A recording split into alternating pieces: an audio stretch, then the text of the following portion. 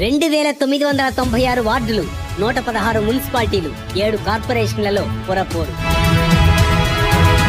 నేటితో ముగిసిన రాజకీయ పార్టీల ప్రచార పోరు.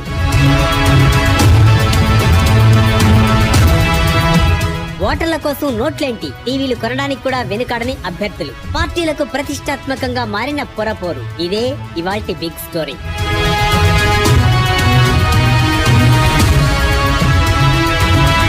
తెలంగాణలో నేటితో మున్సిపాలిటీ ప్రచార హోరు ముగిసింది. రాజకీయ పార్టీలు ఓటర్లను ఆకర్షించేందుకు అసెంబ్లీ, లోక్సభ ఎన్నికల రేంజ్ లో విస్తృతంగా ప్రచారాలు చేపట్టాయి. అయినా ఒకప్పుడు బడా చోటా అని ఎన్నికల్లో తేడాలుండేవి, కానీ ఇప్పుడు ప్రతి ఎలక్షన్ కూడా పార్టీలకు కౌంటే. చిరు ఎన్నికల ఫలితాలను రాష్ట్రంలో తమ హవా కొనసాగుతోందనడానికి ప్రచారాస్త్రాలుగా పార్టీలు మలుచుకుంటున్నాయి. జూబ్లీహిల్స్ ఉప ఎన్నిక, పంచాయతీ ఎన్నికలే ఇందుకు ఉదాహరణ. అందుకే ఈసారి మున్సిపల్ ఎలక్షన్స్ లోనూ తగ్గేదేలే అంటున్నాయి పార్టీలు. 2996 వార్డులు, 116 మున్సిపాలిటీలు సహా 414 వార్డులున్న 7 మున్సిపల్ కార్పొరేషన్లలో ఈ నెల 11న ఎన్నికలు జరగనున్నాయి. కరీంనగర్, రామగుండం, నిజామాబాద్, మహబూబ్ నగర్, మంచిర్యాల, కొత్తగూడెం, నల్గొండ మున్సిపల్ కార్పొరేషన్లు ఎన్నికలకు సిద్ధమయ్యాయి. జీహెచ్ఎంసీ, గ్రేటర్ వరంగల్, గ్రేటర్ ఖమ్మంలకు తర్వాత ఎన్నికలు జరగనున్నాయి. జూబ్లీహిల్స్ ఉప ఎన్నిక, పంచాయతీ ఎన్నికలిచ్చిన జోష్ తో ఉన్న కాంగ్రెస్ మరోసారి విక్టరీ రిపీట్ చేయాలనే ఉత్సాహంతో ఉంది. మున్సిపల్ ఎన్నికల్లోనూ సత్తా చాటి బీఆర్ఎస్ ను క్లీన్ స్వీప్ చేయాలని ఆ పార్టీ ఆకాంక్షిస్తోంది. 116 మున్సిపాలిటీలు, 7 కార్పొరేషన్లలో కూడా కాంగ్రెస్ జెండా ఎగరాలని సీఎం రేవంత్ రెడ్డి పార్టీ నేతలకు దిశానిర్దేశం చేయగా కార్యకర్తలు సైతం అందుకు తగినట్లే శ్రమించారు. బీఆర్ఎస్ కంచుకోటలైన సిరిసిల్ల, గజ్వేల్, సిద్దిపేట మున్సిపాలిటీల్లో ఈసారి గెలవాలని కాంగ్రెస్ ప్రయత్నిస్తోంది. కాగా లాస్ట్ టైం ఇక్కడ జరిగిన మున్సిపల్ ఎన్నికల్లో బీఆర్ఎస్ 95% మెజారిటీతో గెలిచింది. కాబట్టి ఈసారి అక్కడ కాంగ్రెస్ గెలవడం అంత సులభం కాదని విశ్లేషకులు చెబుతున్నారు. అయితే సీఎం రేవంత్ రెడ్డి పర్యవేక్షణలో ఇక్కడ ఎన్నికల వ్యూహాలు అమలు చేశామని, కాబట్టి ఇక్కడ విక్టరీ సాధించి బీఆర్ఎస్ కు బలమైన సందేశం పంపుతామని కాంగ్రెస్ శ్రేణులు చెబుతున్నాయి. ఇప్పటికే 12 స్థానాల్లో ఏకగ్రీవం కావడం ఆ పార్టీ శ్రేణుల్లో ఉత్సాహాన్ని నింపింది.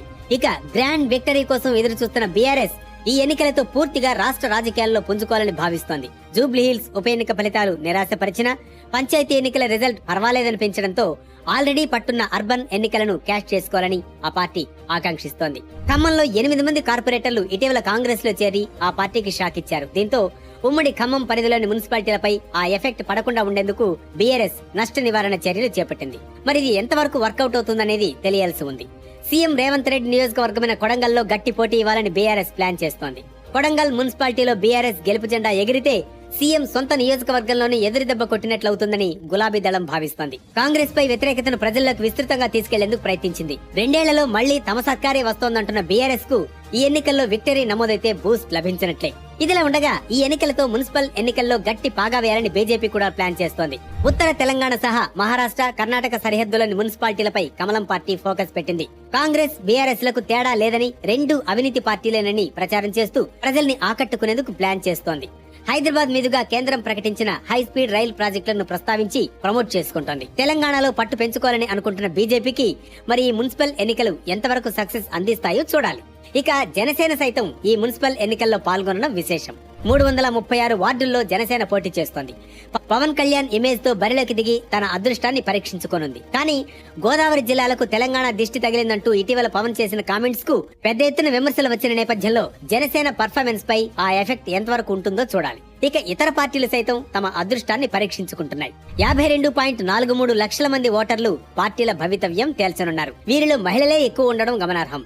26.80 మంది మహిళా ఓటర్లు ఉంటే మేల్ ఓటర్లు 25.62 లక్షల మంది ఉన్నారు. సో మహిళా ఓటర్లు చక్రం తిప్పే అవకాశం ఉంది. ఇకపోతే ఓటర్లను ఆకర్షించేందుకు పార్టీలు దండిగా ఖర్చు చేస్తున్నాయి. పలు మున్సిపాలిటీల్లో 10,000, 20,000 ఇచ్చేందుకు కూడా వెనుకాడట్లేదని రిపోర్ట్స్ రావడం ఆందోళనకరం. మరికొన్ని చోట్ల పోటాపోటీగా ఓటర్లకు పార్టీలు టీవీలు, ఫ్రిడ్జ్లు అందిస్తున్నట్లు వార్తలొస్తున్నాయి. ఇక ప్రచారంలో నేతలు పరుష పదజాలంతో విమర్శలు సంధించుకోవడం నెక్స్ట్ లెవెల్. ఇలా గత కొద్ది రోజులుగా పార్టీలు అన్ని ప్రచార హోరుతో హల్చల్ చేస్తున్నాయి. వీరి భవితవ్యం ఏంటో ఈ నెల 11న ఓటర్లు తేల్చనున్నారు. మరి రిజల్ట్ ఎవరికి అనుకూలంగా ఉంటుందో, పురపోరుల విజేత ఎవరో తెలియాలంటే ఫిబ్రవరి 13 వరకు వేచి చూడాల్సిందే.